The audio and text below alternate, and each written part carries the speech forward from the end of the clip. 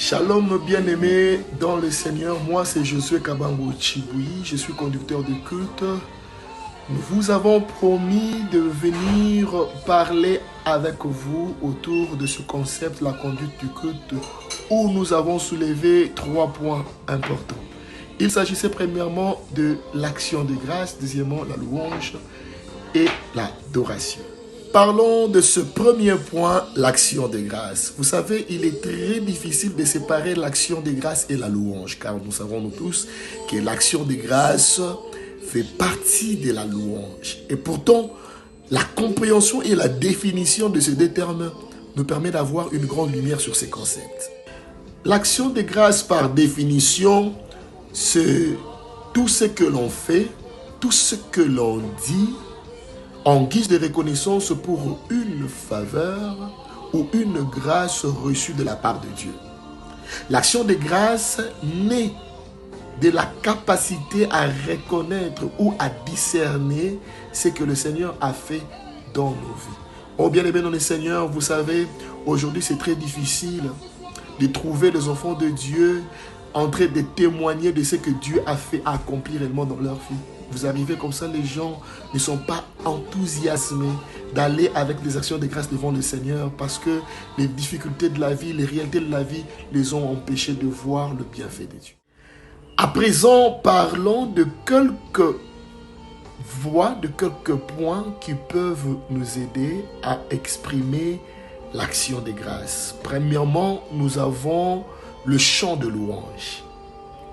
Deuxièmement, nous avons le parole de louange. Et troisièmement, nous avons les offrandes et les sacrifices. Vous voyez comment est-ce que nous sommes introduits dans la louange. Pourquoi? Nous devons souligner que les actions de grâce est un stimulant qui nous amène promptement dans la louange. L'action de grâce, c'est un stimulant qui nous conduit promptement dans la louange. Oui, bien-aimé, l'action de grâce est le fondement de la louange. L'action de grâce fait en sorte que la louange devienne authentique. Permettez-moi ici d'anticiper et d'aller un peu dans le deuxième point qui parle de la louange. Louer selon les dictionnaires, c'est reconnaître les qualités d'une personne ou d'une chose. La louange, selon la Bible, c'est proclamer les qualités de Dieu. Quelqu'un peut se retrouver dans une situation du genre, il était malade pendant plusieurs jours, cloué sur un lit de l'hôpital, et le Seigneur lui donne la guérison. Quand il sort de cette situation, il s'est dit, Seigneur, tu es bon. En fait, cette louange est authentique. Pourquoi? Parce que ça tire sa source, un fait réel.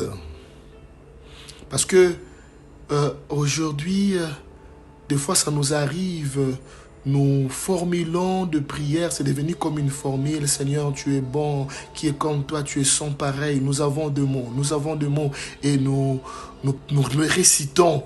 Mais il n'y a pas de substance, comme la Bible est en train de dire dans Matthieu chapitre 15, le verset 8, ce peuple m'honore de l'œuvre, mais leur cœur est éloigné. C'est possible de dire des choses, mais tu ne ressens rien. Bon, je dis, c'est que le Seigneur est bon. Je sais que le Seigneur est fidèle. Ça s'est fait, ce sont des qualités de Dieu. Nous pouvons prendre Dieu est bon, Dieu est grand, Dieu est fidèle, Dieu est puissant. Bien-aimés dans le Seigneur, pourquoi nous devons commencer avec les actions de grâce? Nous nous sommes référés au tabernacle de Moïse, là où Dieu avait commencé à enseigner à l'homme comment il pouvait s'approcher de lui. Le tabernacle était un temple ambulatoire. Nous voyons Dieu montrer à Moïse comment est-ce que le tabernacle devait être construit. Bien-aimés dans le Seigneur, c'est là où Dieu a enseigné à Moïse le sacerdoce. Et le tabernacle était un chemin balisé par l'Éternel qui montrait à l'homme comment il pouvait quitter son état pécheresse pour entrer dans la gloire de Dieu. Comment l'homme pouvait quitter l'humanité pour accéder dans le divin. Oui, bien-aimé, dans Lévitique chapitre 3, vous verrez, Dieu est en train de parler de sacrifices, d'actions de grâce qui devaient être offerts dans le parvis. Et dans le parvis, c'était sur l'autel de bronze ou l'autel des holocaustes qui était le premier même en entrant dans le parvis extérieur. Voilà pourquoi, bien aimé, quand vous entrez dans la présence de Dieu, on s'est dit que Dieu aime les actions de grâce. Dans le verset 5 dans le verset 5 du chapitre 3 du livre de Lévitique, vous verrez la Bible en train de dire que ce sera un sacrifice consumé par le fait d'une agréable odeur à l'Éternel. Je vous invite à lire ce passage, Apocalypse chapitre 4, le verset 9 jusqu'au verset 11, Apocalypse chapitre 7, le verset 11, et là nous remarquons qu'autour du trône, il y a la présence des actions de grâce, car l'action de grâce est l'un des éléments qui sature l'atmosphère dans laquelle Dieu habite. L'atmosphère de gloire.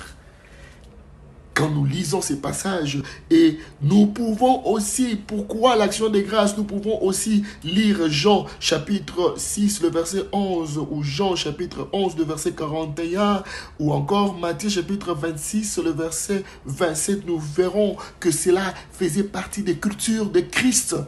Avant de commencer, que dirons-nous de Jésus?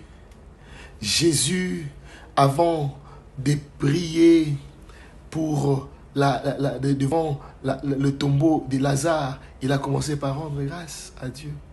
Devant les 5 pains et 2 poissons, il a commencé par rendre grâce avant la multiplication. Et il y a tant de versets où nous voyons le Seigneur Jésus-Christ lui-même commencer avec des actions de grâce. Voilà pourquoi nous sommes en train de dire que c'est la première étape dans un culte. Avant d'aller plus loin dans le sanctuaire, dans le Saint des Saints, nous commençons avec les actions de grâce. N'oubliez pas que les actions de grâce, c'est un stimulant pour la louange. Que le Seigneur vous bénisse. Suivez-nous dans nos prochaines vidéos pour le deuxième point.